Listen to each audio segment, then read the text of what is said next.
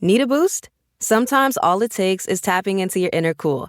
Icebreaker's gum helps you unleash the confidence within. Each chew releases a rush of icy flavor powered by cooling flavor crystals, sending a wave of refreshment to reinvigorate all your senses. Icebreaker's convenient pack fits everywhere, from car cup holders to backpack pockets, so you can find your cool wherever you go.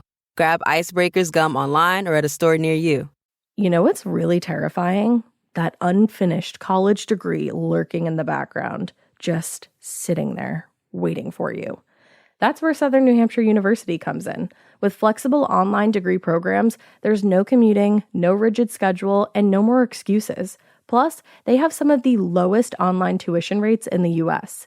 Visit snhu.edu/morbid to learn more before your degree becomes just another story about what could have been.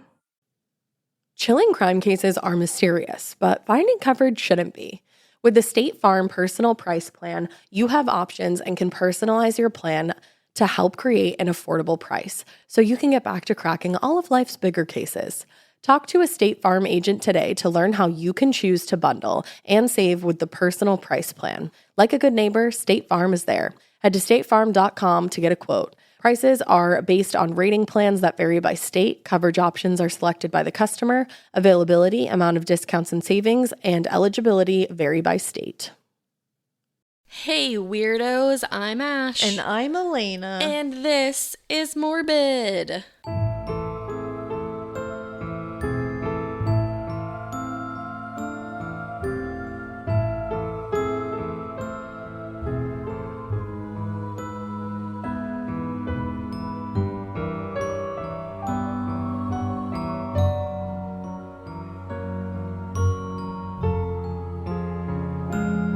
It's the Listener Tales edition, but it's even more unique. More unique. Yeah, because we decided for October Listener Tales, why not have the Patreons pick? Because, you know, they're kind enough to donate to the show. They keep it going, and it's like selfless donations that we really appreciate. Exactly. They don't have to, but they do. And, you know, every once in a while, you just want to high five them. So here's like real this hard listener tale of a high five. That's all about them, because why not? Why the fuck we love not? You guys. We love all of you, but Patreons, we love you. And we love you. Everyone can enjoy this, and we definitely, the Patreons definitely provided. They did. They really, really, and I still love that we call them Patreons. Like, what are we supposed to call them? Patrons. Oh, yeah. But we always call them, I think we should never change that. Patrons just sound so like you're coming into my shop. You're a patron of my shop. My is up. But you're not. You're a Patreon. You're a Patronus, and here's your bonus. So you guys killed it. I'm so excited to read these. And the first one and also just quick little like side note, you guys might also get, because they gave us so many good stories. Literally 400 gajillion. Maybe an ad-free episode for everybody this week might come out. Maybe. I don't know. It's spooky season. Anything can happen. And like anytime your parent or someone says maybe, it usually means yes. So like linger on that. So just take that, okay? So this one's called Yeet, the Beatles fan, Patronus listener tale. I love that everybody now knows to put yeet in the subject line. Hey, Ash and Alaina, let's start with names. You can call me R. Hey, R. R. And I use they, them pronouns. Thank you for telling me that. I'm a longtime lurker, first-time writer-inner. Insert all the lovely compliments about you and your podcast here, especially the piece about feeling like part of a gang when y'all are bantering. I love that.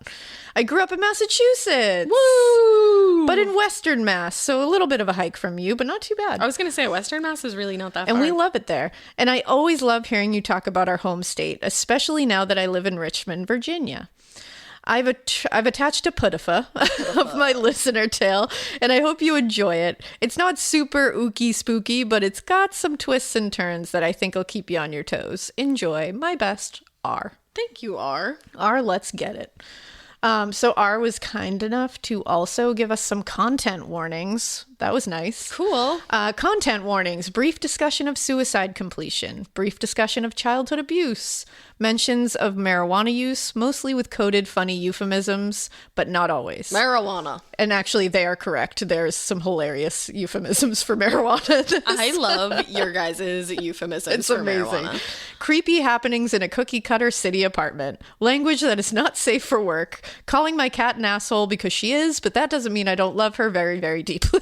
Do you know I feel that to like such a deep level today? Everyone with an animal knows that feeling. Like, I love them more than my own soul. But, like, she's an asshole sometimes. Oh, 100%. Yeah. You know what Franklin did this morning? After we fed him, because he doesn't like his new food, to wake me up, he just kept opening my nightstand over and over. I mean, that's elite Opening behavior, the drawer in my of opinion. my nightstand. That's pretty elite. I was like, how do you even know how to do that?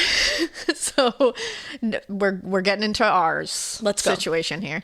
I guess we should start with the downer part here. My mother completed suicide in September of 2010. I'm so sorry. I deeply relate to that Green Day song, which is ironic because I'm emo trash and my mom took me to see them for my first time concert.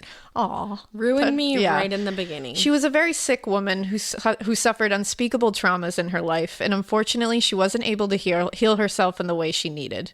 That meant a bunch of abuse in our house at her hands, and then the final act of suicide. I'm so sorry. I know, that's terrible. But wow, you're like a very mature and like healthy person to be able to talk about it that way. Yeah. Phew. Okay, we got through that part. Let's move on to the actual story piece. I moved to my new home, Richmond, Virginia, in January of 2021. Like you, Ash, I found a cookie-cutter apartment that was built brand new from the ground up and probably doesn't have any residual hauntings in its past, which makes this whole experience that much stranger. Dun, dun, dun. I enjoy a good puff of Satan's arugula after a long day at the office, and even though Richmond brings a much milder winter season than our good old state of Massachusetts, throwing open the window to let the smoke out is still inadvisable in the dead of winter. So what I do during the cold months is put a box fan in the center of my hallway facing the living room in an attempt to keep smoke and smells from billowing out into the building's hallway. That's kind. Then, like I'm back in college or something, I go into my bathroom, turn on the fan, and toke away. Fun fact, me as well. The first time I did this, I came out of the bathroom to find the fan was not in the same spot I left it. Instead of being in the center of the hallway facing gaily forward, who says straight anymore? I love that so much. Iconic. It was slightly tilted, like someone had picked it up and placed it back down at an angle. They were helping you out. Just trying to help.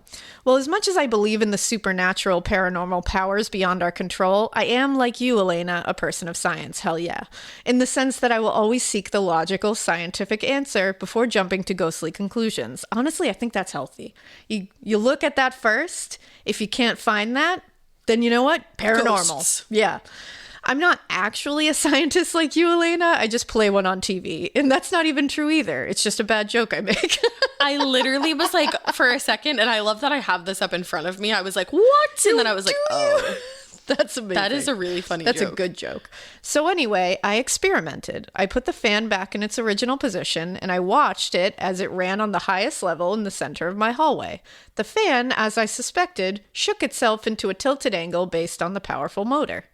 Thinking I, in true Nancy Drew fashion, had solved the mystery, I retired to my bedroom for the night and figured that would be that. But here's where the story picks up, actually. Oh. Very early the next morning, probably between 4 and 5, I was woken up by the sound of something crashing in my living room. For the record, I had just recently adopted my spoiled, rotten, gorgeous, snuggly asshole of a cat, Blanche. Yes, named after Blanche Devereaux of the Golden Girls. No, I didn't pick it, which makes it that much better because I am a huge Golden Girls fan. Me as well, and Blanche is my favorite. You were meant to adopt that cat, Blanche. Blanche forever. Oh, what a great name for a cat. Like, Blanche, come on. Like, and just name the cat Blanche Devereaux. Hilarious. Love that. When this happened, they had a cat. And so I was, because that was like a long pause in between the sentences. And so I was still getting used to hearing a cat banging and booming around at ungodly hours and didn't really think much of it. I got a bit more shut-eye and then went into the living room to see the extent of the damage after the commotion that woke me up. It was one book. One singular book had fallen to the ground. Like the nerd that I am, I have themed bookshelves. Can we be friends? Wow. Like, yes. And the book that had crashed to the ground was from my Beatles shelf. I like that you have a Beatles shelf. Hell yeah, you do. John would also love that. Yep. Now, for those of you who are listening and not reading this story and therefore can't see the spelling of the Beatles, I mean the Beatles, like the I don't care if you like their music or not, you have to admit they were extremely influential to music as we know it today band from the 1960s, and not Beatles like the bugs with crunchy exoskeletons. Gross. This may seem unrelated and random now, but I swear, in just a few paragraphs, it will all come together in a thrilling story climax. Okay. So back to the story. I picked the book up and put it away, super duper confused as to how my darling asshole cat had only knocked one singular book off the shelf and not the whole ass shelf itself. As it was another snowy day and I did not have to go into work, I decided that I would do what we stoners call a wake and bake, which is when you wake up and immediately start smoking. On a day off with no other responsibilities, it's quite a delight. I set up my apartment for the act again. For the act. The act. Fan in the center of the apartment hallway, facing gaily forward into my living room on full blast.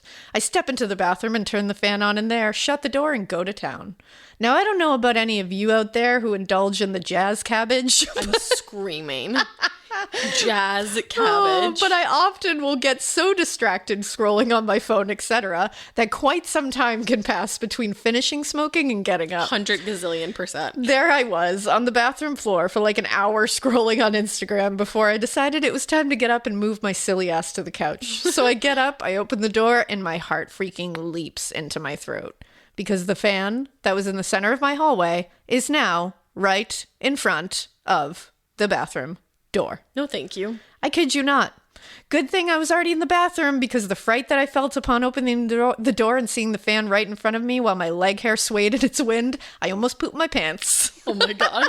Almost pooped. Now, my here pants. I was in a dilemma. At this point, I'd already discovered that the fan on its own would move itself into a slightly angled position. But who the fuck picked up my fan and moved it right in front of the bathroom door? After interrogating the cat, who clearly didn't do it as a result of her not having opposable thumbs, but was my only visible suspect, I made a big, huge leap to the conclusion that it had to be a ghost or a spirit or something unseen. But who? Like I said, this apartment is cookie cutter as fuck, and as far as I know, nothing happened on this property before it became the building that would create and feed residual spirit activity. Or did it? This experience continued to happen in my apartment for about a week and a half. I'd set up my fan, come out of the bathroom to find it and place it at places it hadn't started and couldn't have moved to on its own, flush up against the wall, and Your home should show off who you are. Now is the time to boldly write the newest chapter in your home story. And your main character? It's Ashley. Ashley has styles that balance timeless appeal and modern trends to bring your personal look home. Yes, these are well-crafted and affordable pieces with eye-catching design, but they're also built to stand up to real life. With features like stain-resistant performance fabric, options that are incredibly durable, easy to clean, and stain-resistant with machine-washable covers. Plus, Ashley provides fast, reliable, white-glove delivery right to your room of choice, so you can style your space without any stress. Ashley was nice enough to send us a bunch of new pieces for my pod lab at my house, and when I tell you they deliver it to your room of choice, unfortunately, they did have to deliver to the attic, but they could not have been nicer about it. I got, or was gifted, I should say, the Revion Lake sofa and love seat. It's in this like olive-colored, velvety fabric. It's so nice. I will say it is so freaking easy to clean because if you know me, you know that I have a white cat and a black cat and then a multicolored cat. The white cat loves to just roll all up on this furniture and leave his hair everywhere, but it's so easy to vacuum. I also got the Meili coffee table. So I have that, like I said, in my attic, but I'm ready to order another one for my living room because this coffee table is so beautiful. It has this like antique old money vibe to it. I absolutely love it. And then finally, I got three actually of the core stone end tables. They have little shelves in them so you can dress them up and, kind of like personalize them to your style. I highly, highly recommend all of the pieces that I got. And I just recommend Ashley in general. It was such an easy process to shop with them and the delivery, all of that from start to finish. It was awesome. Visit your local Ashley store or head to ashley.com to find your style. Getting paid twice a month doesn't mean money is scarce. It just feels that way. That feeling makes you do weird stuff, like putting things on a card you didn't need to. Earnin removes that feeling. With Earnin, you can access up to $150 per day of money you've already earned, plus up to $1,000 between paychecks. Standard transfers take 1 to 2 business days with no mandatory fees, and expedited transfers start at $3.99 and cap at $5.99. 5 million people are already on it, and honestly, it's wild it didn't exist sooner. Download Earnin on the App Store or Google Play, spelled like earning money without the G. Type in Morbid under podcast when you sign up. It'll really help the show. Earnin is a financial technology company, not a bank. Access limits are based on your earnings and risk factors. Standard cash outs take 1 to 2 business days with no mandatory fees. Expedited transfers available for a fee. Tips are voluntary and don't affect the service. Available in select states. Terms and restrictions apply. Visit earnin.com for full details.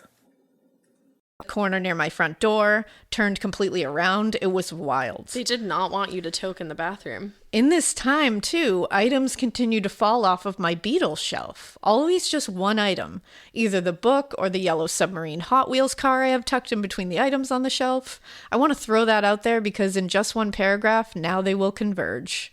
About 2 weeks after the creepiness with the fan began and the Beatles items began falling off my shelf, I had a tarot reading with my friend Jay.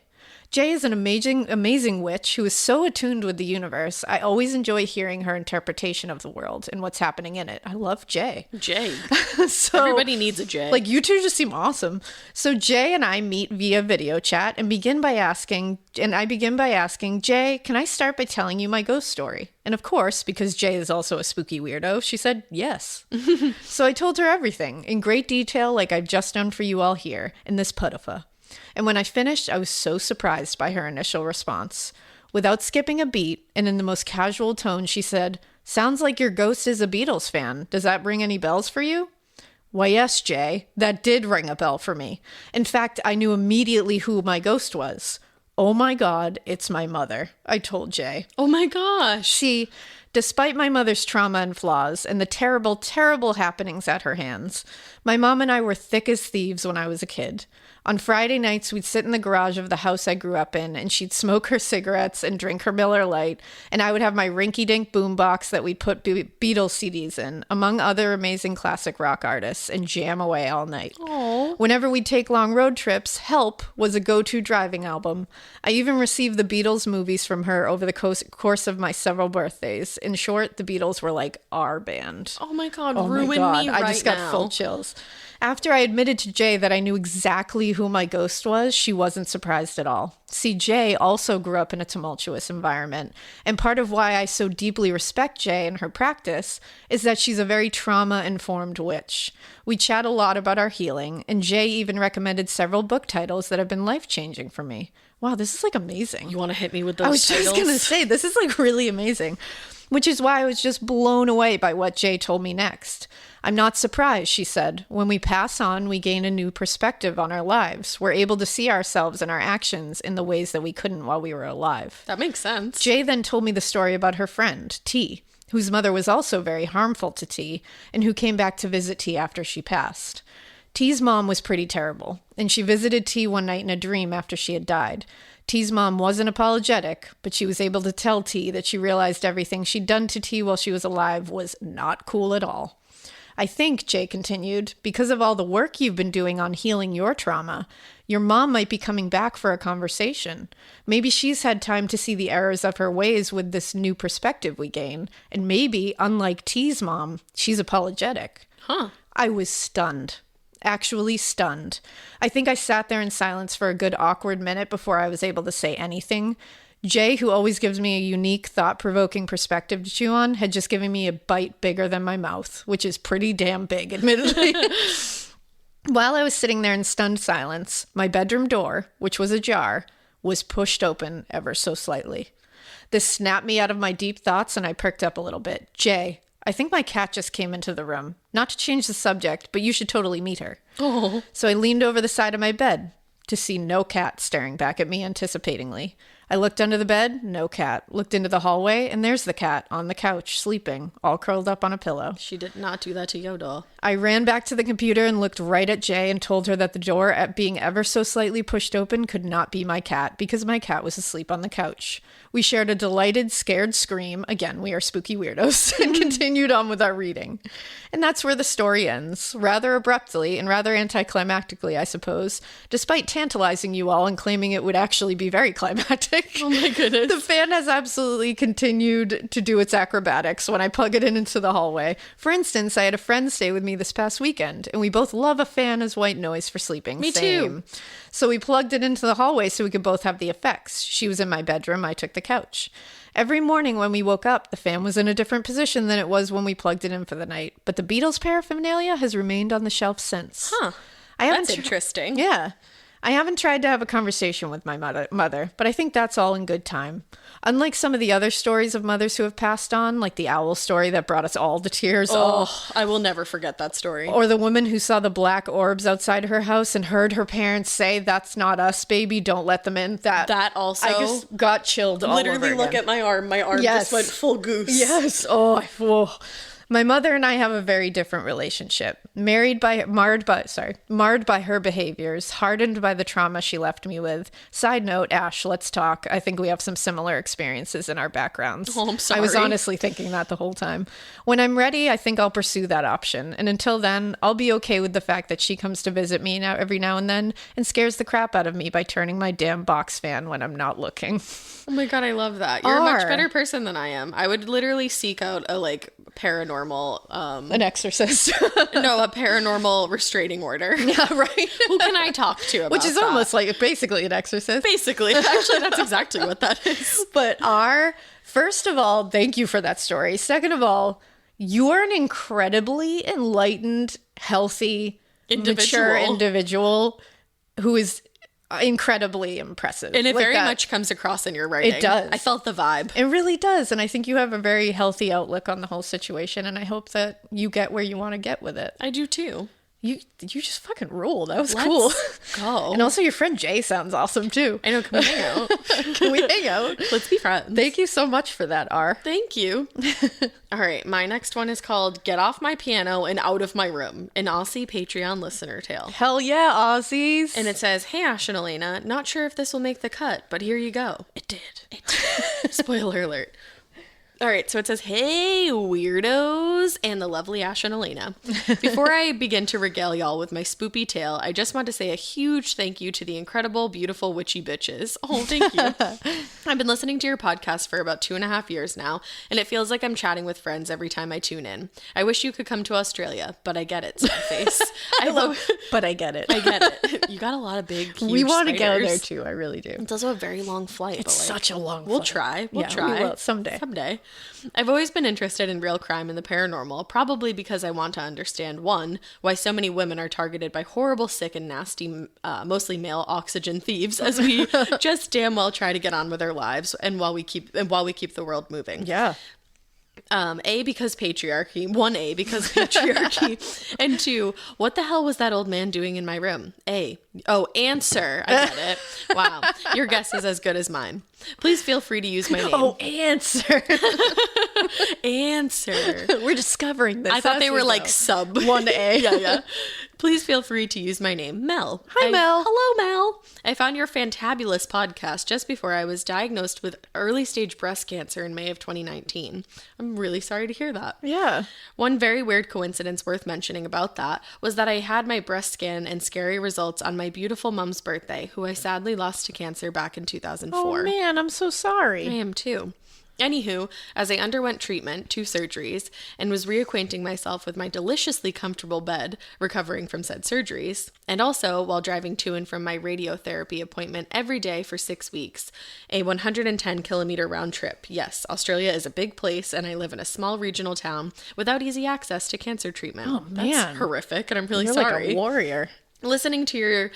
Is it Dulcet. Thank you. Dulcet tones, wonderful banter, and fascinating tales brought me great comfort and helped transport me away from my worries and fears. That makes me so happy. That makes me so happy. Oh, I hope you're doing amazing. I do Seriously, too. I'm so Sending glad you we could... the biggest hugs. Yeah, I'm so glad we could be there for you during that. Me too.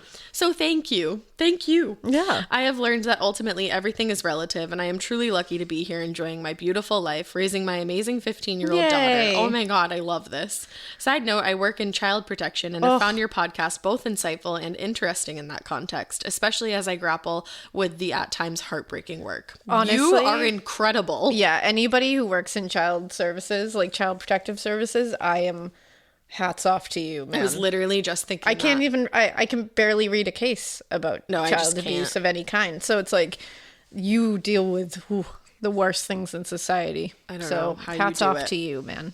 But on to my story. Australia is an ancient and incredibly spiritual land. Hell yeah, it is. I have experienced this all of my life. It hums with the spirits of its traditional guardians. We are never alone. Oh, I love that. Was a beautiful couple sentences right there. Just like, yes, it does.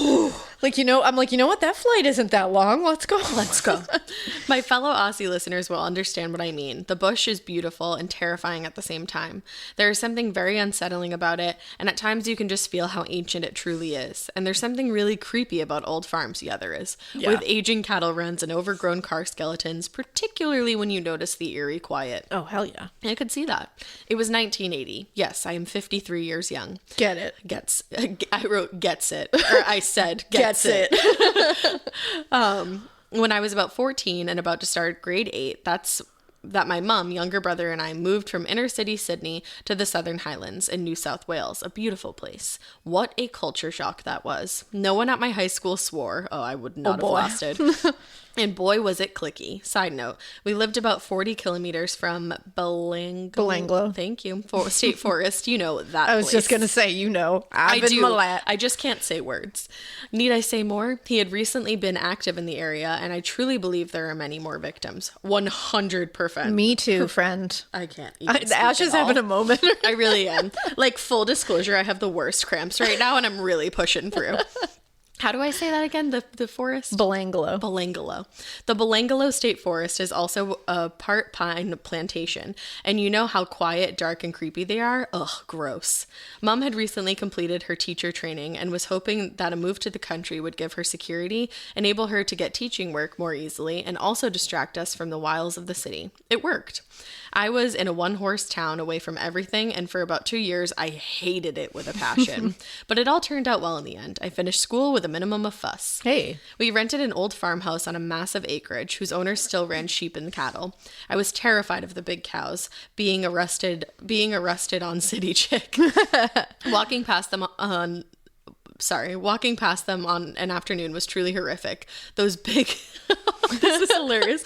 Those big bovine eyes all staring. Bovine, yeah, you know. It was a beautiful old home, and my room was at the front of the house. It was huge with big bay windows looking over rolling green paddocks fields.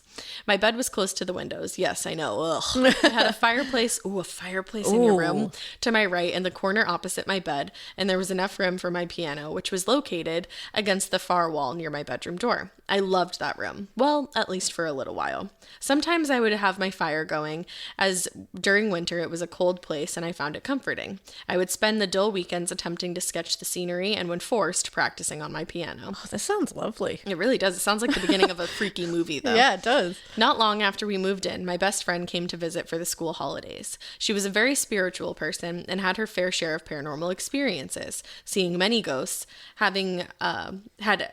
How do I say that? Thank you. Astral traveled. Thank you. And gone through the sleep paralysis a few times. One afternoon, while we were hanging out in my room, wondering about what sex was like and if we would ever have boyfriends, listening to music and tending to the fire, she suddenly freaked out and began staring at the fireplace. I'd be like, you have to go now. Yeah, I'd be like, that's that. Goodbye, friend. She asked me who the old man was sitting in the rocking chair. No, you gotta go. Staring at us, scowling. You gotta go. I don't know, but I never noticed him before, so leave. It's been so real, my friend, but you have to leave forever now. This has been the most fun, but I'm gonna throw you in the fire. Yeah, you gotta go. She began to shake and ran out of the room. Oh my gosh. Wow, she just left you there? Yeah, that's fake. That's a fake ass friend. That's a fake friend right there. I froze and stared where she had been pointing. I couldn't see anything, but suddenly felt really cold and very unwelcome, and so I ran out after her. She told me that she'd seen an old man sitting in a rocking chair and that he wasn't happy we were there. I wasn't convinced. Katrina could be dramatic sometimes. You know what? I see that. Yeah, Katrina. Yeah, I feel that. The running out really, I felt really that. sent me. But also, I respected my friend, and my mom, of course, laughed it off. Nevertheless, we slept in the lounge room for the remainder of her visit. She outright refused to go back in that room. The drama. And there was, I added that, and there was nothing to be done about that. I chalked up the experience to an overactive imagination at my mom's insistence, and after my friend had returned home, I went back to sleeping in my room, and although I wasn't sure if mom was right, carried on. What an idiot. Uh-oh. A few nights later, at about 3 a.m. Yep, 3 a.m. I was rudely awakened by my smelly little 11-year-old brother who was shaking my shoulder and yelling at me, "Why are you playing the piano? Stop playing it. You woke me up. If you're gonna play it, then at least play it properly. Don't smash crazy notes." Oh, no. Yikes.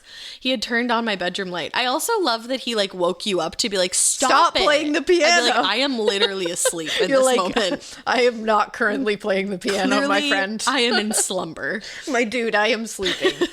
I was startled by this and yelled at him that I hadn't been playing it, that he had just woken me up. Was he mad? He accused me of playing possum, pretending to be asleep. I'm going to say that all the time. You've never heard that? No. Wow, really? I've never heard that before. And trying to scare him. I insisted he was wrong, that I closed the lid of the piano last night after my practice and had not played it and had fallen asleep.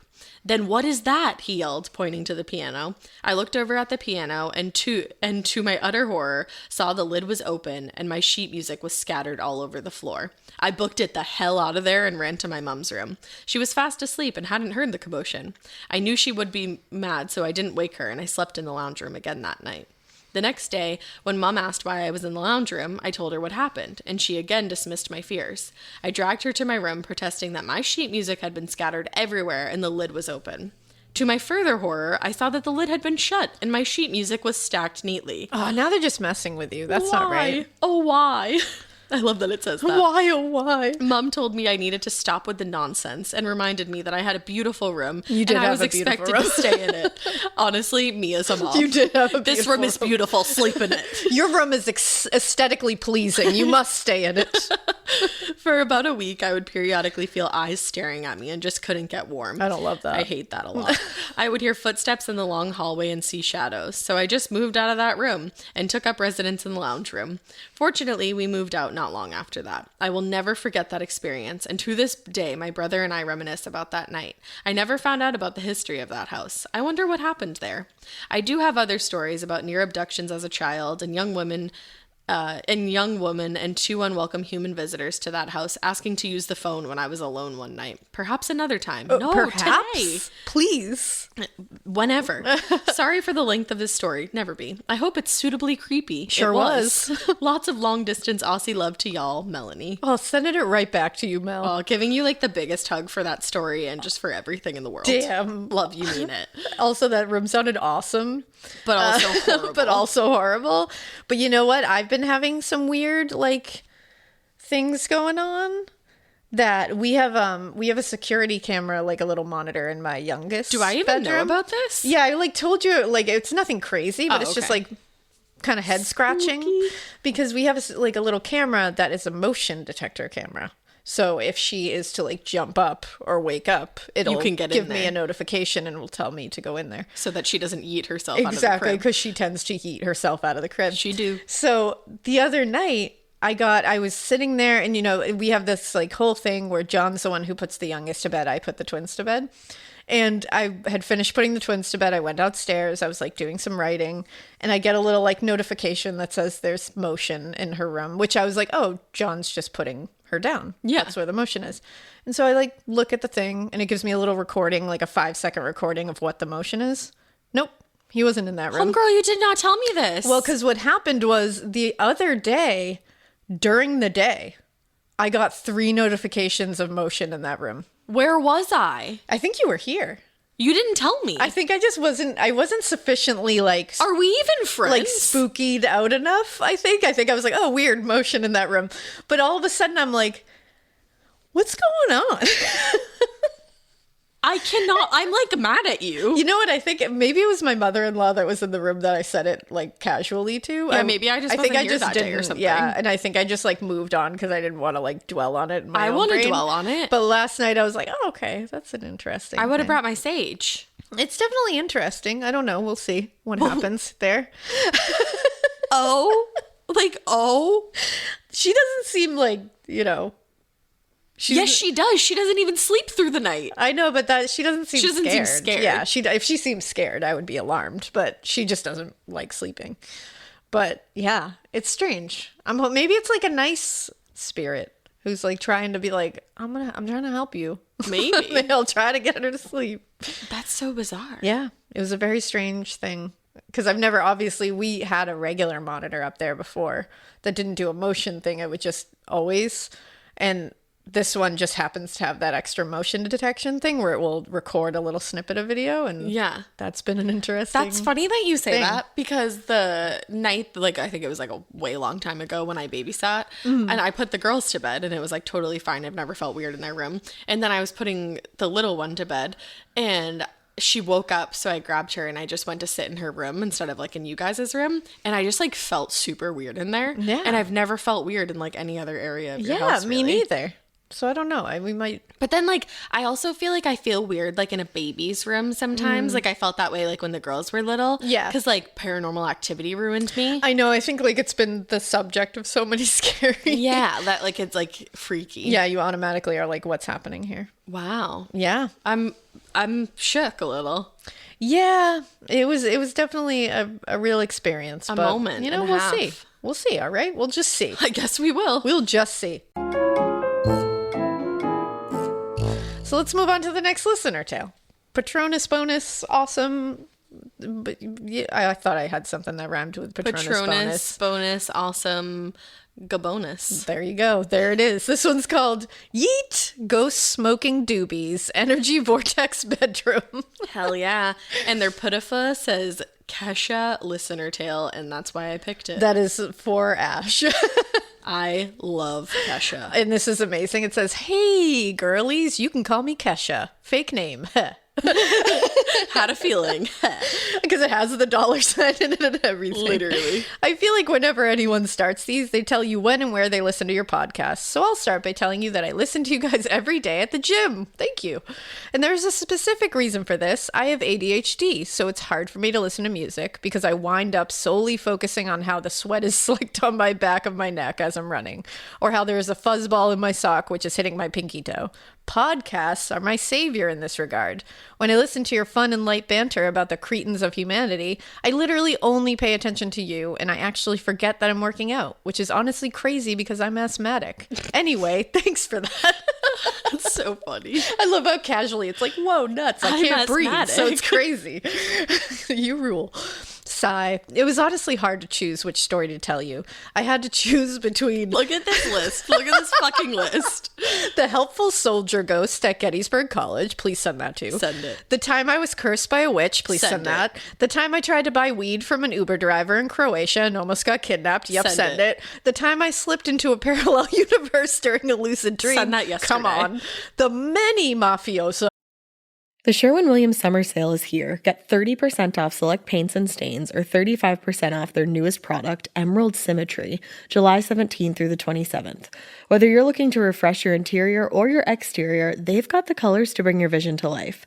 And with delivery, getting everything to your door is easier than ever. Shop online or visit your neighborhood Sherwin-Williams store. Retail sales only. Some exclusions apply. See store for details. Delivery available on qualifying orders. Every good detective needs a partner to support them on important cases. Think of a State Farm agent like your sidekick, there to help you along the way in your search for coverage. State Farm can help you choose the coverage you need, whether it's for your home, car, boat, or even RV. With so many options, it's nice knowing you have help finding what fits for you so you can get back to solving all of life's bigger cases. Go to statefarm.com or use the award-winning app to connect with a local agent and get a quote. Like a good neighbor, State Farm is there. I became acquainted with while working at an Italian restaurant. Please send that, but I'm scared of it. Them all. Or this one. But this one definitely had the best subject line potential. So here we go. I wish I could just hop on the pod myself and tell you this because I feel like we'd vibe and I love telling stories. I use my hands a lot and I get really into it. You'd fit right in. As I was reading this, I have both hands up and they're going wildly. However, I will try to do this story justice with mere words. This is a 3-part saga with some additional side notes. So let's buckle the fuck up. I'm buckled. Part 1, the haunting. I love how you did this already. I do too. I moved into my former apartment in Candyland when I started graduate school a few years ago. The building is fairly new, so honestly, a haunting was the least of my worries. My room was huge, and I had my own bathroom, so I was living the life, besides the fact that I had 3 jobs and was doing research out of the wazoo. The first few months went by normally, and then October rolled around. I don't know what the F about October triggered it, but the electricity all of a sudden started getting really wonky. Like my TV would shut off randomly, and my lights would flicker all the time. Now, mind you, I was a bona fide ganja goddess at this time, a wacky tobacco warrior. Oh my, you guys are killing it. Love. So I think I blame most of it on me being high as a kite, but we know that hindsight is 2020. Because then even weirder shit started happening. One night a few weeks into October, I walked out of my apartment building to go to class, and I noticed it was cold as fuck. I had recently taken out my electric heating blanket because it was a cold October, and I thought to myself, damn, I should really go up and turn my heating blanket on so I come back to a cozy-ass bed. But I was already about to be late for class, and I was the girl who was always late, so I couldn't risk it. I literally felt that inside of my bones. When I got home around 9 p.m., I went into my room and sat on my bed to take my shoes off.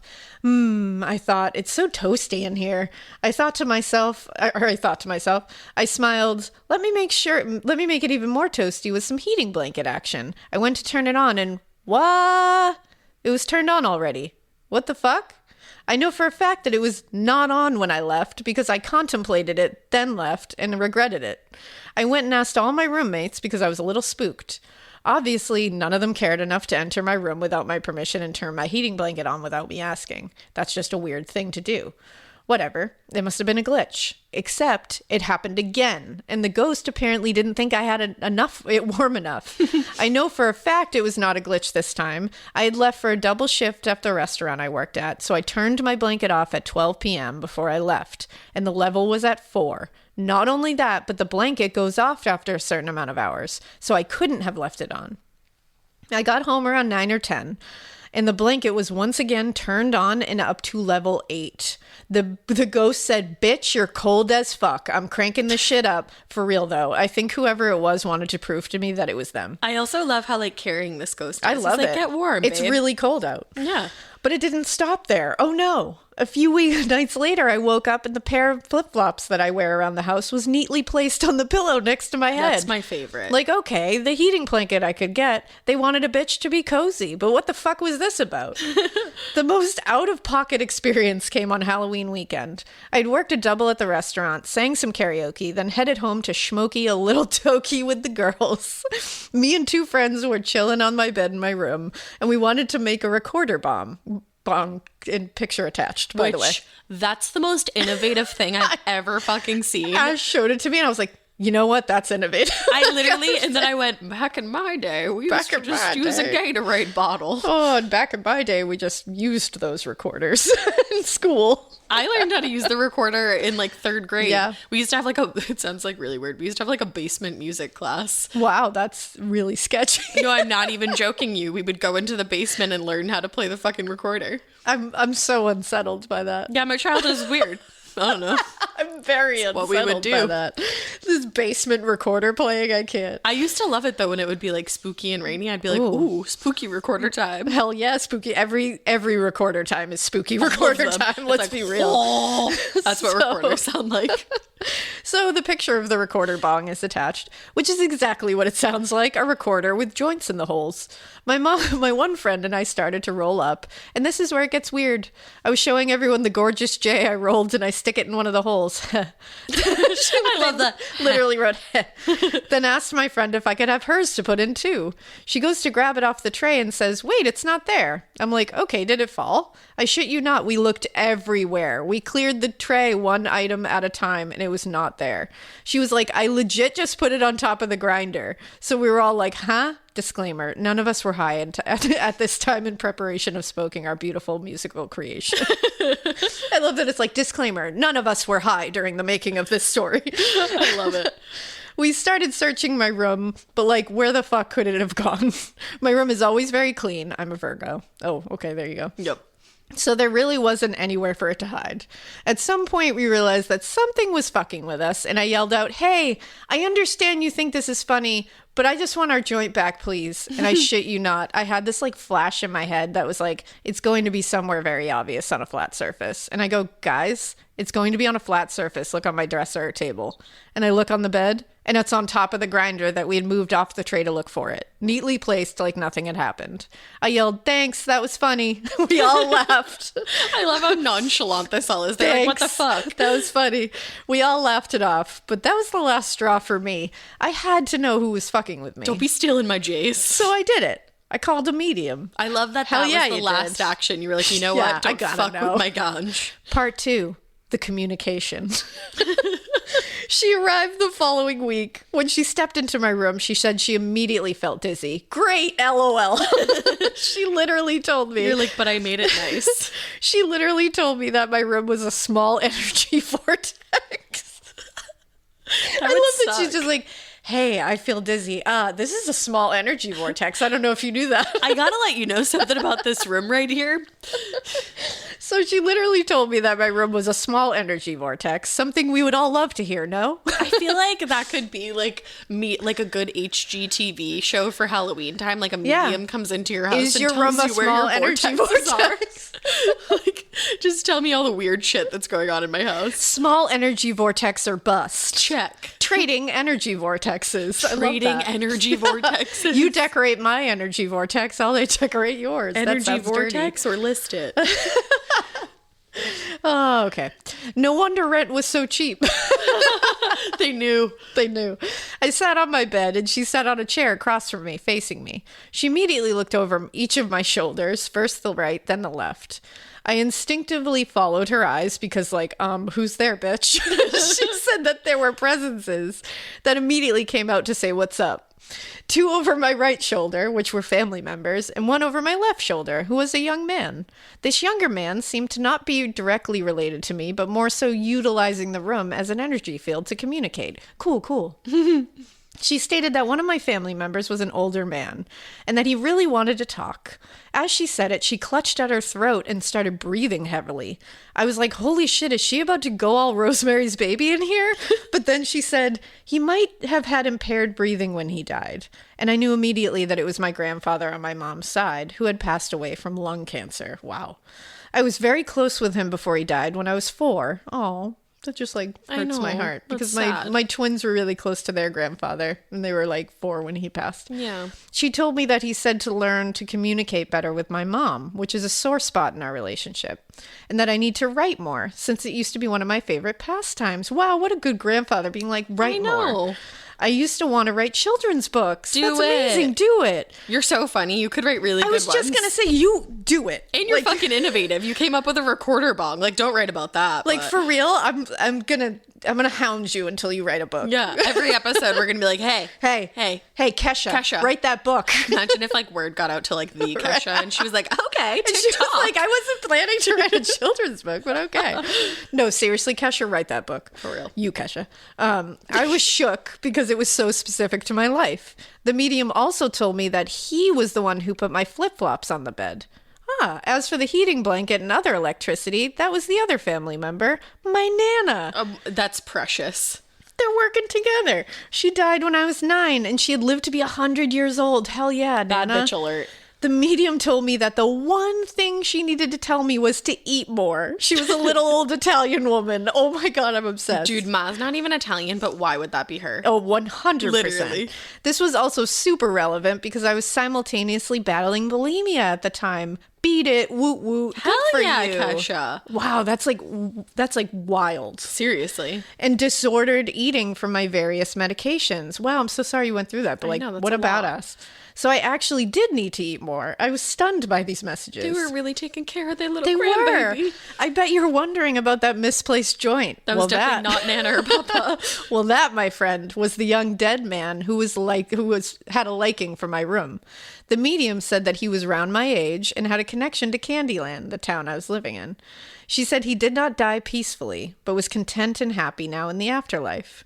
The only reason he likes to come back is to let people know he's okay, because many people are worried about him. Oh. This revelation made me really sad, to be honest. I wanted to know who this was so I could possibly pass on the message to any of his loved ones, but she could not say exactly who. I do know that he has a wicked sense of humor and that he seems to like weed. Right on, man. Fast forward to about a month or two later. I went to my parents' house for the weekend. When I arrived, I noticed a gift on the table from my grandmother on my mother's side, who was married to the grandfather that came to me in my room. Oh, that's cool that they were like opposite grandparents, but still like taking Just working care of you together. I looked inside and I literally almost shit my fucking pants. My grandmother had gotten me a notebook. Remember what the medium had said about my grandfather telling me to write more? Yeah. And I had not told anyone about the experience. Oh my goodness. I was waiting to tell my grandmother in person. She had randomly gotten me a nice notebook and wrote on the inside cover, "May all your dreams come true." Again, ruined me. I literally started crying and ran to show my mom in her bedroom and tell her the story. As I got to the staircase, I noticed a single loose photograph on the floor right at the landing. The floor was bare besides this photograph. I bent over to pick it up and almost passed out right there. It was a photograph of my grandfather.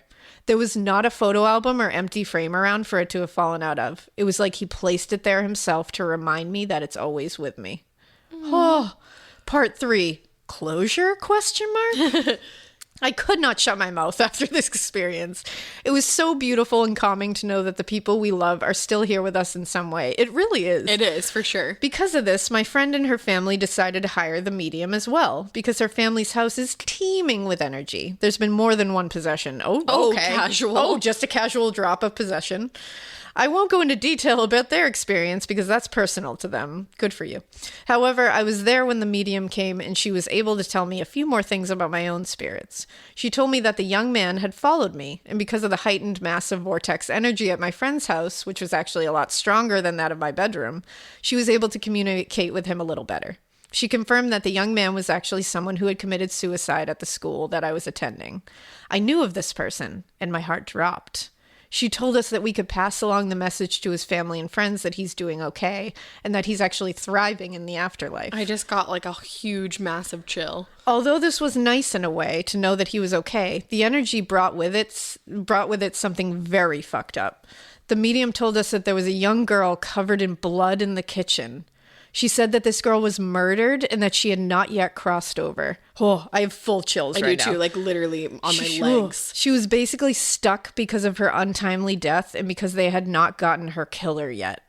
The medium said that the energy vortex drew her in, and also possibly the fact that this was the same sorority as one of us because of those good old rituals that we do for initiation. So there's some residual energy in that.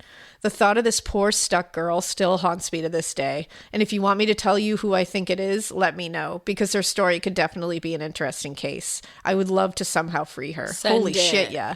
So yeah, that's my story. Here are some interesting side notes related to the story.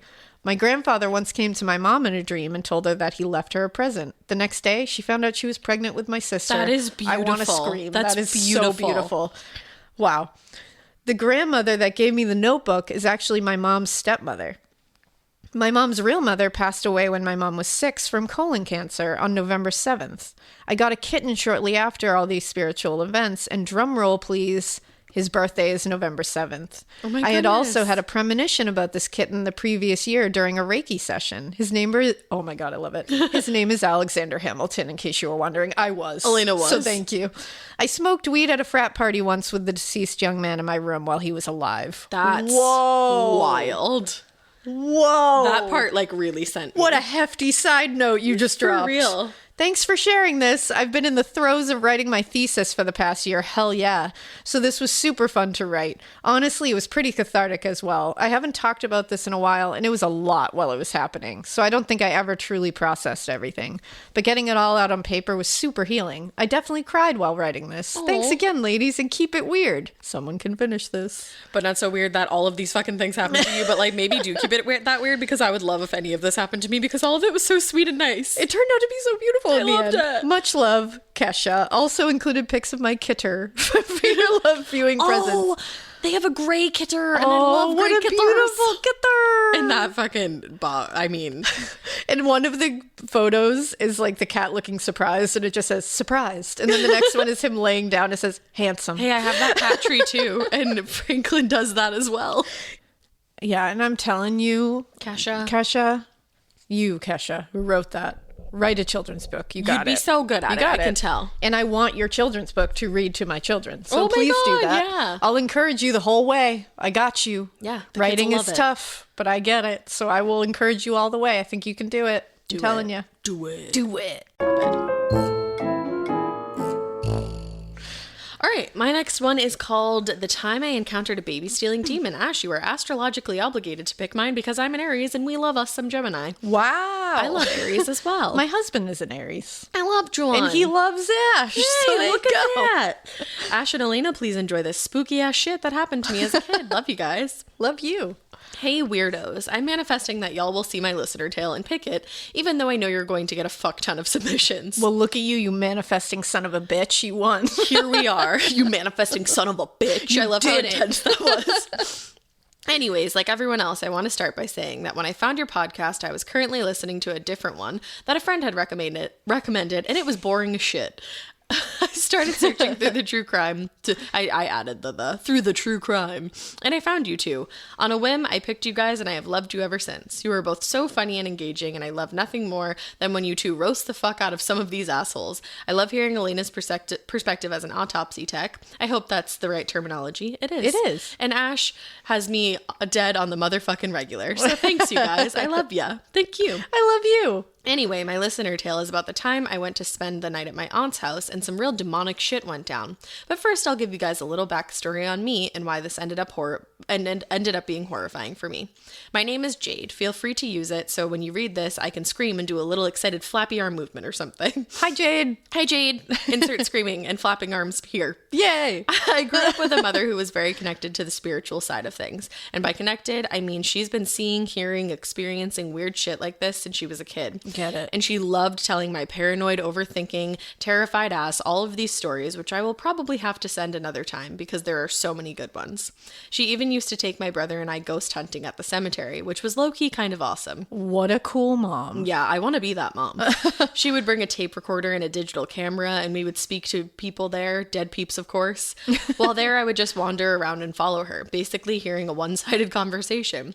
But when we would get home, she would play the tapes, and I could hear the voices on them. Whoa. Some sounded like normal ghosty voices, and others sounded like some straight-up demonic shit. She would also occasionally catch orbs on her camera.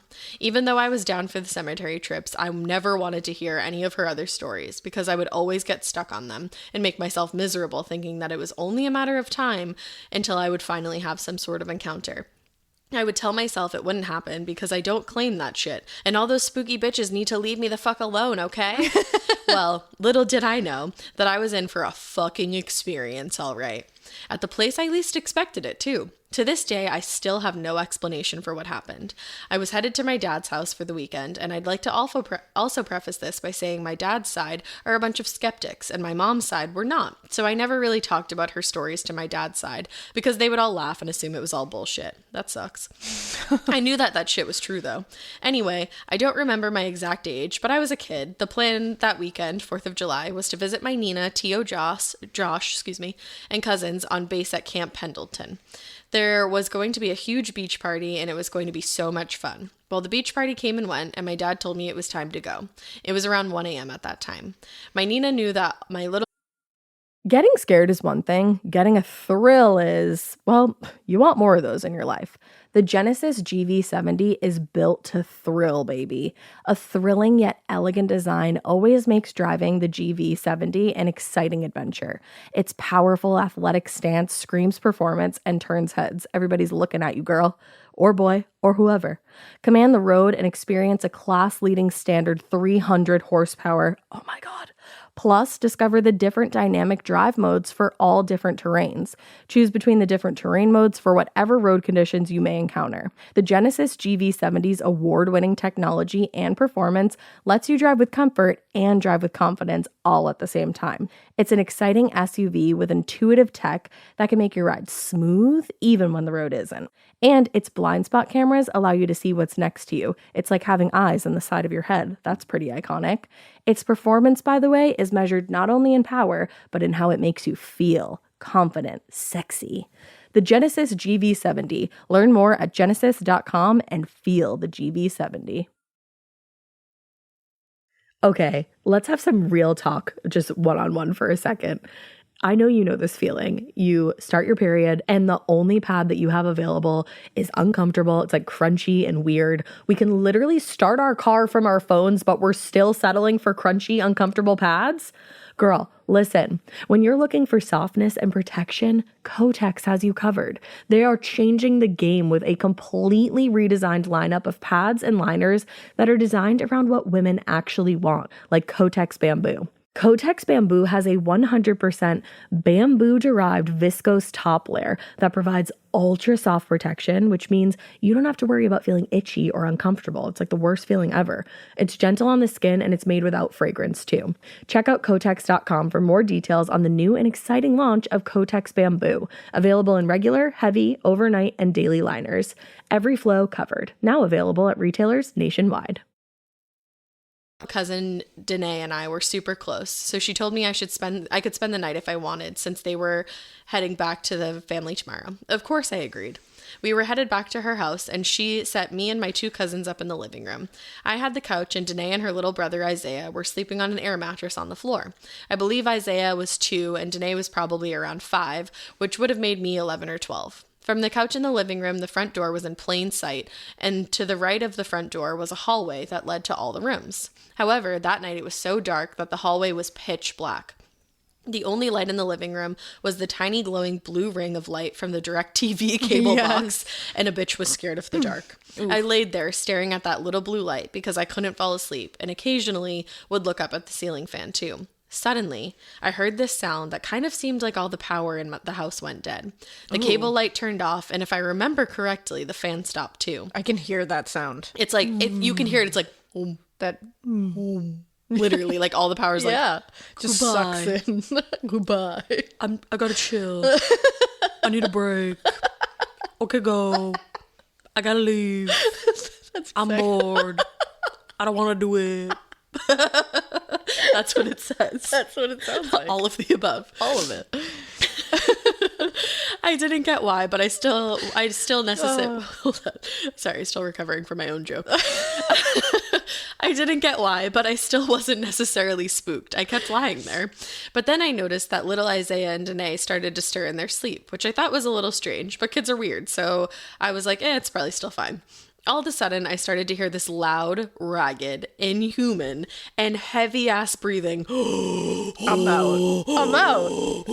Like that. I've left the chat. Coming from the dark-ass hallway. No. I didn't know how to describe it other than that because it was fucking terrifying. At first, I thought maybe my T.O. Josh had woken up and was trying to scare me. With I thought you meant like he just woke up. Like, and he was like, He just woke up.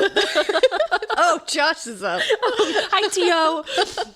It was trying to scare me because my dad's side were full of a bunch of jokers, and sometimes you got the shit scared out of you for funsies. I feel that also. Yes. I couldn't see because the hall was so dark, so I kept telling myself he was gonna pop out, but he didn't. The breathing continued for a few moments and then it stopped. It went, Did it die? Did it die though? It just ceased. But it was immediately followed by the sound of every single door in that hallway slamming open and closed. I shit Oh you my not. God. Which No. at the same time, which at the time was about 5 doors. What? At this point, I felt crazy because my cousins were still knocked the fuck out, and it seemed that I was the only one who could hear the slamming, which was so incredibly loud that my delusional ass was like, I guess my aunt and uncle don't want these kids to stay asleep, even though I know damn well it wasn't them doing it. It was complete sensory That's overload. what I was thinking of. I was like, I am so overstimulated by this situation and I'm not even there. Yeah, fuck that. I couldn't sleep after that. Oh, you couldn't? Weird. Why not? I just stayed awake. Eventually, Isaiah started to stir again, and whole ass started sleepwalking over to the couch where I was. No. Slumping to the ground right before he reached me. Fuck that.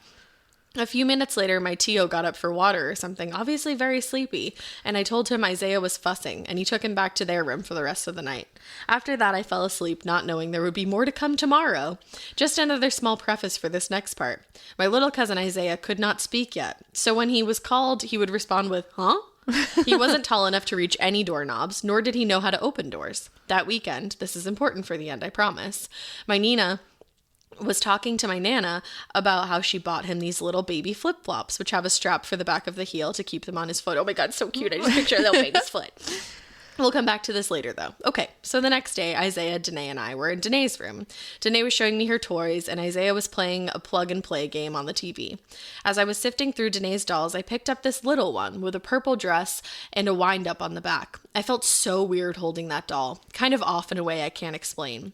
When you wound it up, it played Für Elise by Beethoven, which I love. I do too. No, that is a pretty one. But for some reason, I didn't like the way it sounded from that sketch-ass doll, and I shoved it to the bottom of her toy basket, so maybe she wouldn't play with it anymore.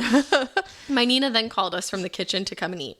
When exiting the room, it's a straight shot to the end of the hallway, past the front door, and as you keep heading straight, there is an open concept dining room, which the front door and the hallway are in plain sight of. Danae and I were trying to coax Isaiah to come with us, but his little stubborn baby ass didn't want to stop playing the game. So Danae and I were like, okay, fine, and we went to eat. My Nina, seeing he didn't come, asked where he was. We explained, and she yelled for him. Oddly enough, though, he never answered back with his little huh, which was something that he always did. It was silent. Also, keep in mind that Danae and I sat at the dining table and never saw him come out of the room down the hallway. When he still didn't answer, my Nina went to the room to get his little ass, but he wasn't there anymore. Her husband, Tio Josh, joined her in tearing apart all 5 rooms because they assumed he was playing hide and seek. Oh, 2-year-olds are real wily that way. Yeah, they are. They just fucking disappear. They really are. Spooky. He didn't end up being in any of the rooms. It started to get real weird. They were starting to panic and saying, "This isn't funny anymore, come out." I've literally heard Alaina say that so many times. I walked to the front door and immediately saw one of the little kid vacuums where the balls pop. Oh, I fucking hate those things. Oh man, we have those and they're terrible. I hate them so much. Where the balls pop as you push it, just strewn on the grass. There was no one outside at all except this weird ass little boy across the street. To this day, it still gives me the creeps. Oh, he looked nothing like Isaiah, but was wearing his outfit, which at the time was an orange shirt and shorts with those little sandals I mentioned. He had no adult with, fuck that. No. He had no adult with him and stared me down as I walked down the sidewalk all slow and creepy. Excuse me, as he walked down the sidewalk all slow and creepy. I looked around our driveway and under the cars, but my cousin wasn't there. I was so confused. Moments later, I go back to near the front door and Danae comes out. She walks behind the cars where I was, and I told her he wasn't there. I couldn't see her because she was small, and my uncle had some gigantic-ass trucks. All I heard was Danae call for her brother, and then I heard him respond, huh? And next thing I know, she walks out from behind the cars with her brother. How the fuck does that make any sense? What? Once he was found, my aunt and uncle were like, oh, he must have gotten out somehow. Except we watched that door the whole time and we never saw him leave. Stop. I still felt weird about it, but they were being skeptical asses as usual. And I was like, I need to talk to my mom. I went home after that weekend and I pulled my mom aside. I said something happened to me this weekend, but I want you to tell me. I was still skeptical of my mom in some ways, even though I knew she had gifts. Kind of in the way that moms already know how everything... They already know everything. Yeah, they already know everything. So my mom was probably embellishing about all of her knowledge and experiences with the spooky shit. I also think me not wanting to accept her shit like that was real played into me doubting her. Anyway, she agreed and she said, okay, take my hands. Oh, I fucking love this.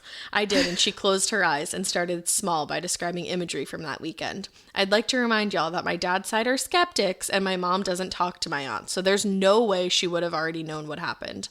She started by bringing up Isaiah and she goes, he had these little flip-flops and there's a strap to keep them on. Girl, I was scared as fuck. How the fuck did she know that? I agreed. And then she described my Nina's front yard and mentioned the vacuum toy on the grass. What? She basically said that a demon took the form of some cutesy cartoon my cousin liked and lured him outside. Huh? Oh. I hate it. She said that because Danae was innocent, that is how she was the only one to find him. My jaw dropped and I was like, okay, you do be knowing shit. Even with her clarification, it's still weird that happened to us, but that's pretty much it. I hope this shit was spooky enough without being exceedingly long. Thanks for listening. Love you, weirdos. Yeah, Jade. a demonic fucking Jade. That's creepy enough, all right. Jade. I'm so stressed out. What the bleep? What? Oh my goodness. Oh my lord. I'm not okay. I am shooketh. I am shooketh. I'm That's shooketh. all I can feel I right hate now it. is the complete and utter shookethness. Don't be demonic.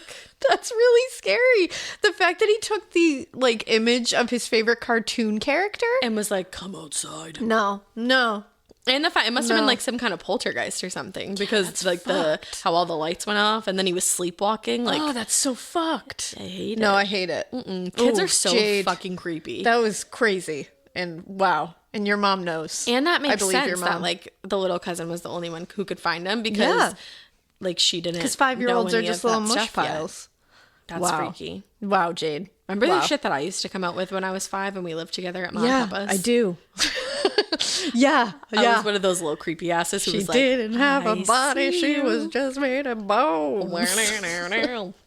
Well, I think it's the last listener tale that we're going to read for this one, but don't worry because you're getting an extra one because we have so many good ones and it'll be on free. Yay! This one, squealed. this one is called Listener Tale Brazilian Edition. The night I fell on my butt while being mugged. Yeesh. Hey there, fellow weirdos. My name is... Okay, feel free to use it. My name is Amelia. I've been a huge fan of Morbid ever since I found you guys last year. I can't stress enough how much of a difference you've made in my everyday life. Thank you. Aw. I really love every single episode you've done so far, and I'm especially fond of the listener tales. Me too. So I decided to send you to my very own true crime story. I've included a putafa to the email, double-spaced, because of course. Love you, Thank mean you, it. you hero. I've sent out another version a while ago, but decided to send you a new abridged account of my tale with hopefully less mistakes. English isn't my first language, so sorry for any weird, wrong expressions. Don't be sorry. Honestly, it's amazing. Anybody who can speak more than one language to me or write more than one language, whew. Yeah, seriously, especially writing because writing is so much So different much than speaking. it's completely different. Yeah, anybody who's like that Bilingual, amazing, I'm trilingual. like, cool. I'm like, wow. Thank you so much for sharing a bit of you with us out here in the world. Best regards, Amelia. Thank you. That was really the sweetest sweet. thing that anybody's ever said to me. All right, let's get to this. Let's go. I should first say this isn't exactly a spoopy story. It's the sad with a happy ending sort of how in the blink of an eye I almost lost the person that means most to me in the entire universe, operative word being almost, which is the only thing that allows me to approach this tale somewhat lightly. That was really impressive that you said that. And also, Also, the story came out longer than I thought, so feel free to skip any parts that seem too rambly. No. Ready? Then hold on to your bundas. And thank you for the pronunciation. It says, you say it bundas. That's Portuguese for butts. Bundas. Hold on to your bundas. I love that. I love that. I met my husband Lionel a little over 8 years ago in boxing class. Badass. So sweet. We'd talk here and there in between jabs, but didn't really interact too much. I mean, I'm left-handed, so he had to keep his wits about him. That is until one day I decided to ask what he did for a living. I'm a writer, he said. I was hooked. I feel you. Sexy job. At the time, I was 26, had just gotten my master's degree in criminal law, and was finally starting to feel like a proper adult with a proper career. He said he'd give me one of his books if I gave him one too. Oh. And so our story began. I love this. This is adorable. On our very first date, I mentioned to him I had been learning German for some while. Oh, okay. Okay. Oh, okay, Amelia. trilingual. You would Okay, go Amelia. trilingual ass. I mentioned to him I had been learning German for some while now. Also and had- German, like very really hard, and had plans to move there in the near future to pursue a PhD in my field of research. I love you. You're iconic. We had been drinking more than a couple of beers when I casually asked him if he'd be willing to come with me. Oh my God. He said yes. You want to come to Germany? I'm obsessed with that. Just like boom, like, yeah, let's- spontaneous. Let's move to Germany. I can't stop going, let's go. Let's go. Because of those That's so TikToks. perfect. Fast forward 2.5 years of an amazing, loving relationship. We get married. Oh, fun fact. He's always called me a weirdo, so I guess I really do belong If here. something happens to this man's, I'm gonna lose I can't. it. like protect him at all costs. By then, I was already pursuing my PhD in Brazil and had applied for a scholarship from the German government to carry out part of my research there as part of this fancy double PhD program. You're a badass. I can't say it enough. Real. A couple of months later, Lionel and I pack everything up and move overseas to Germany, where we'd be spending the next 18 months. We got a place in this cute city called Osnabrück and quickly fell into the ways of a safe, calm life. At this point, I should make it clear. I am from Brazil. Ask any Brazilians out there, and they'll tell you, kind of proudly, but also with a palpable sorrow, that Brazil is not for beginners. That is the best way to put it. I love that. We are used to always having to be careful and watch our backs in many day-to-day situations. It hurts me to admit this, but most of us grow up learning strategies to avoid being a victim to violent crimes. That's really sad. I know. So Lionel and I were well aware that some of the things that soon became second nature to us in like nonchalantly resting our cell phones on the table at a restaurant or walking back home from the uni when it was already dark outside would have to stay in Germany once we came back to our home country. We absolutely loved life in Germany and felt truly at home there. But in the beginning of October 2017, our time there was up and we had to move back to Brazil. We settled into our new home, and over the first few days, we set out to reunite with our friends and family. We live in the biggest city in the southernmost state of Brazil called Porto Alegre. Do you know how to say that? Alegre. I don't know why my mouth would not form. That sounds right. Joyful port. I love like that. So it's Porto Alegre. Our neighborhood is considered safe and peaceful enough, and that's how we felt living there. That is, until this one fateful night, exactly 2 weeks after we arrived home. It was a normal Thursday, and we had decided to meet a good friend of mine at a local bar/pub, not 300 yards from our apartment. It was our favorite pub. We hadn't seen her for ages, so we ended up talking for a couple of hours. We laugh, drink, eat some deliciously unhealthy snacks, hell yeah. And at about 11:30 p.m., my friend calls herself an Uber. We wait until she is safe inside the car and get on our merry yet slightly drunken way back home. On foot, obviously. It never crossed our minds not to walk home. I mean, come on, 300 yards? That's mere 270 meters for us listeners that use the metric system. Nothing bad could happen, right? Well, wrong. Little did we know, but we were about to become part of the statistics. I don't know who the fuck thought we'd ever want to be part of that not-so-exclusive club, but if anyone had bothered to ask, we'd have said, I'm busy that day. My Uber's here. Noping out. Bye. See you never. Oh. But sadly, no one asked. The way that you No said one that. asked.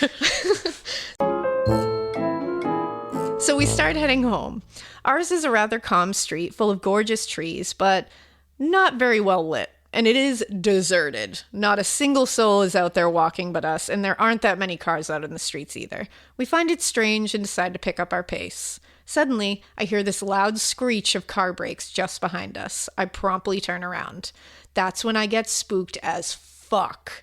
What I saw upon turning around was a car driving haphazardly towards us and suddenly stopping kind of askew in the middle of the street. A loud roar that I'm sure reached the farthest corners of beyond came out of me.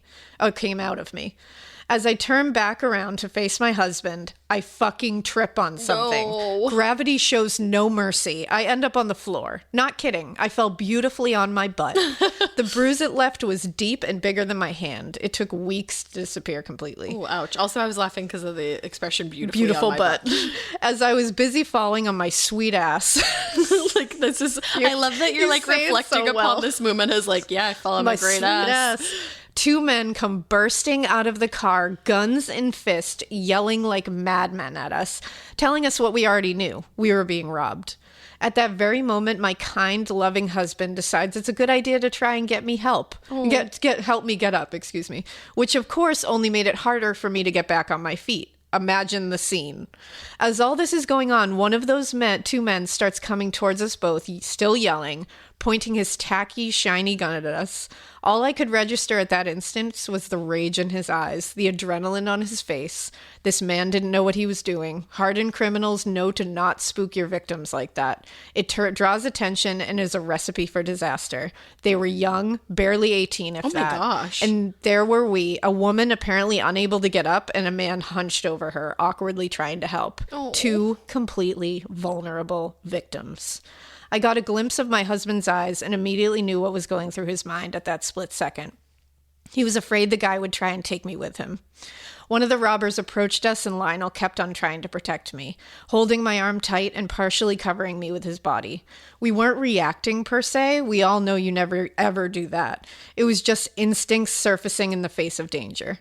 The problem was, by putting his body in front of mine, Lionel was making it harder for me to hand my purse over to the assailant, since I had sort of fallen over and couldn't seem to untangle it from my shoulder. Oh, the stress in that moment. Oh, I'm like very stressed out. Seeing this, the guy reaches his hand and pulls it hard, managing to get it loose from me. I wasn't actively holding on to it or anything. I really wanted it all to be over. The robber then starts walking away, back to the vehicle. My husband and I look at each other, still frightened to our bones. And that's when we heard it. A loud pow.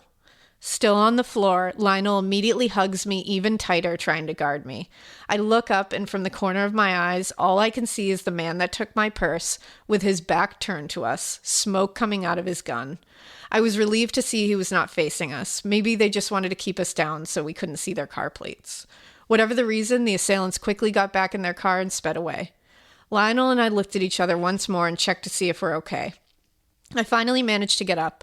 He's still a bit taken over with a shock, so I grab his arm, tell him, let's get the fuck out of here now, and start marching to our building, not 25 meters, 80 feet away. As you can imagine, I couldn't get out of there fast enough. We realized the robbers never asked Lionel for his stuff, so we at least got his keys to get in. I was afraid they would come back to finish the job once they realized there may be more to rob.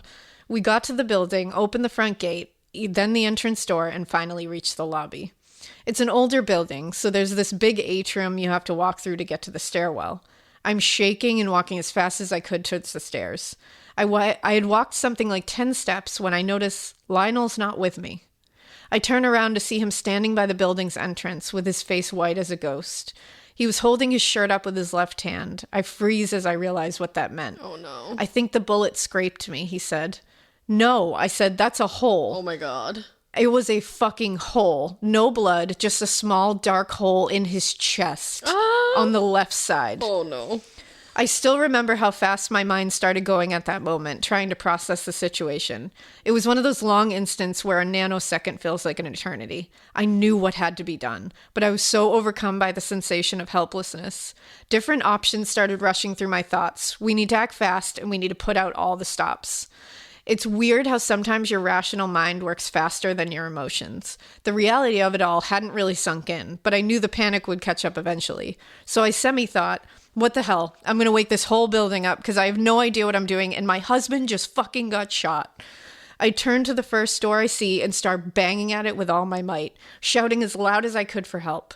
To be honest, I didn't know I had it in me. I still think my screaming will forever be carved into the walls of that building. It wasn't long until people started coming out of their apartments to our aid. Someone handed me a phone to call 190, our crappy version of 911, as others help Lionel sit down on a chair in the lobby.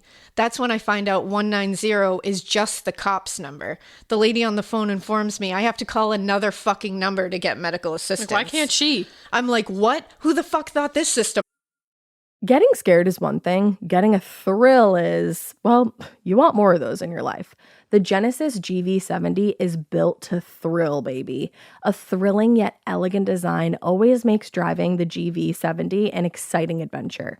Its powerful athletic stance screams performance and turns heads. Everybody's looking at you, girl, or boy, or whoever. Command the road and experience a class-leading standard 300 horsepower. Oh my God. Plus, discover the different dynamic drive modes for all different terrains. Choose between the different terrain modes for whatever road conditions you may encounter. The Genesis GV70's award-winning technology and performance lets you drive with comfort and drive with confidence all at the same time. It's an exciting SUV with intuitive tech that can make your ride smooth even when the road isn't. And its blind spot cameras allow you to see what's next to you. It's like having eyes on the side of your head. That's pretty iconic. Its performance, by the way, is measured not only in power, but in how it makes you feel confident, sexy. The Genesis GV70. Learn more at genesis.com and feel the GV70. These long dog days of summer, I mean, we just made it through a heat wave. Mama was parched through this heat wave. I was hitting up Dunkin' every single day, and I will continue to probably for the rest of my days, but especially this summer. Dunkin' is helping everyone stay cool this summer with its lineup of refreshers. These drinks are packed with bold, fruity flavors and served ice cold. It's amazing. Dunkin' refreshers are the perfect afternoon pick-me-up. I like to start my morning with them personally, and then sometimes I go back for a second one because I'm just feeling crazy. They come in a variety of delicious flavors, including fan favorites mango pineapple and strawberry dragon fruit. And then for a limited time, there's black cherry and there's pink pineapple. I'm going to tell you something right now, and it's a bold claim, let me tell you, but I stand behind it. Pink pineapple will change your life. It is so good. It has me feeling like I'm sitting in a pool, resort side, just living, honey. It's so yummy. Try your favorite flavor with green tea, sparkling water, lemonade, or Dunkin's all-new limeade. I haven't tried the limeade yet, but I'm going to. Usually I get my drinks made with green tea and occasionally lemonade, but I do really like the green tea.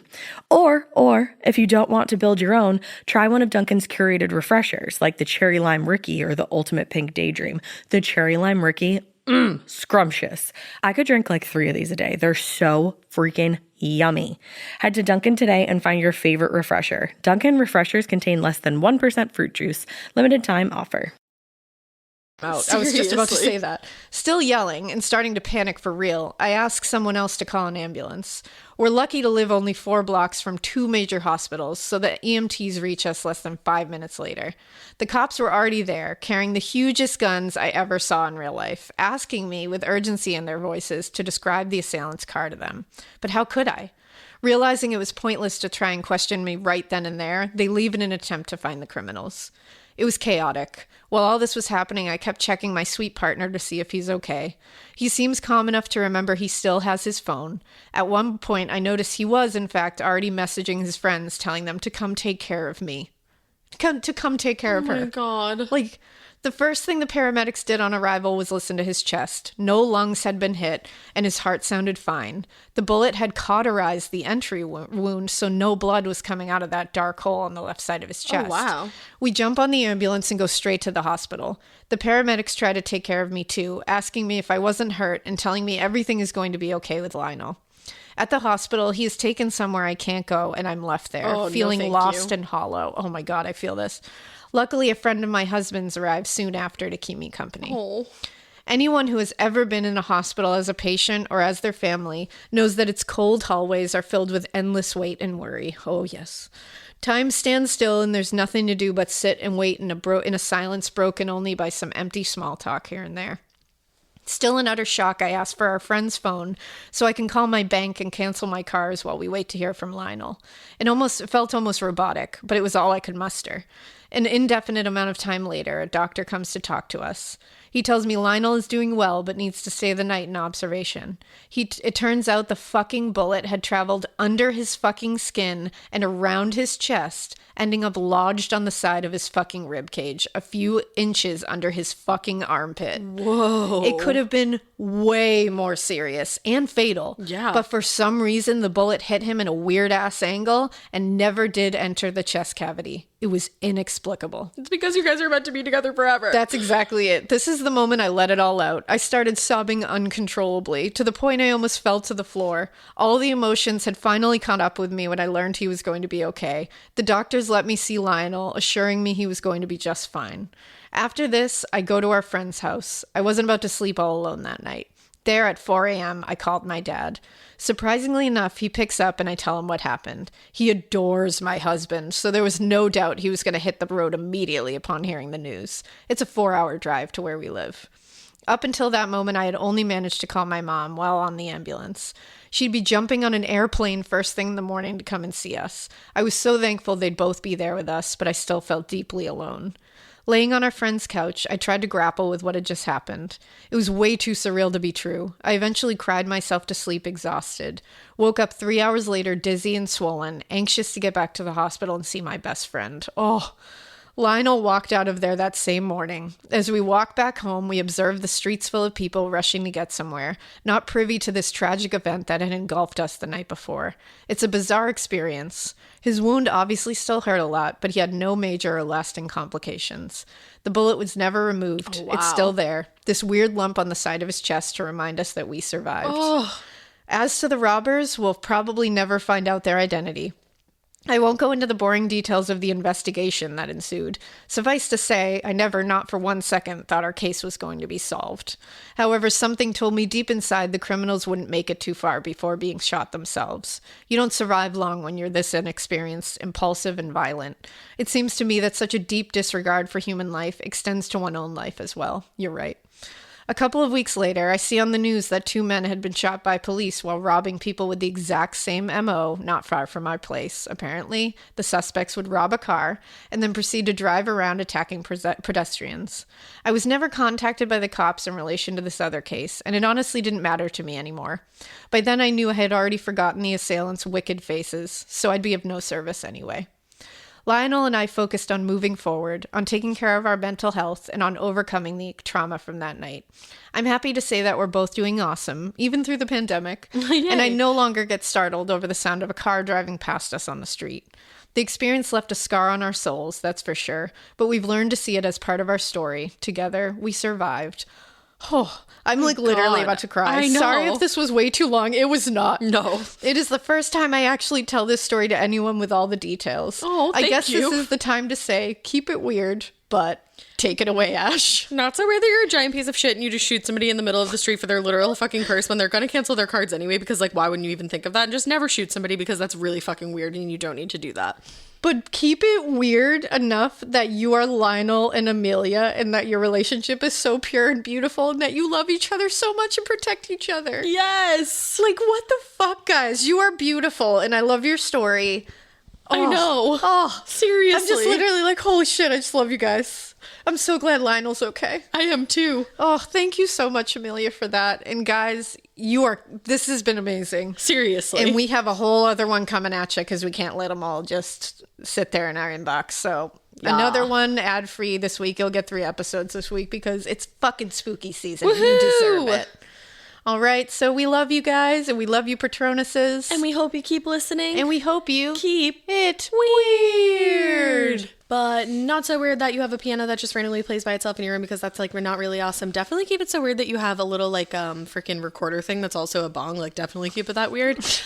Do not keep it so weird that you turn into a baby demon. Like, just, like, definitely don't go about Don't do that. Don't keep it so weird that you rob people and shoot them, but definitely keep it so weird that, like, your body is just like, I didn't even get shot. Get out of here. Or stay in as a reminder of the fact that I'm a survivor. And definitely keep it so weird that your Beatles fan mom comes to visit you in the afterlife and you kind of, like, heal a little bit of your trauma. Yeah, keep it that weird. Some keep it weird, some don't. Guys, you guys rocked this one. See you in a couple of days for the next. Bye! Toodles.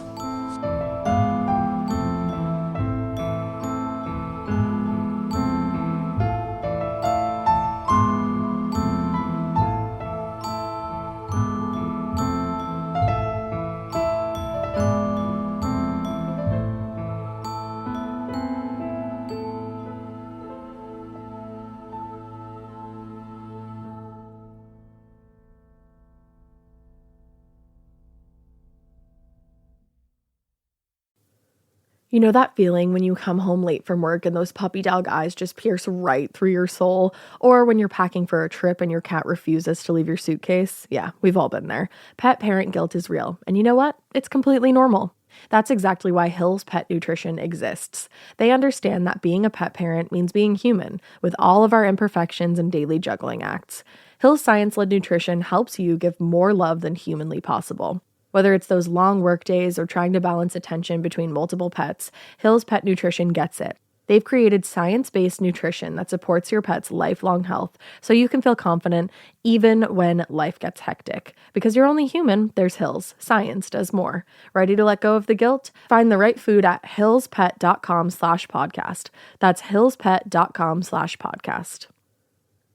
Do you remember in school when your teacher had a favorite of everything? A favorite marker, a favorite element, and yes, even a favorite student.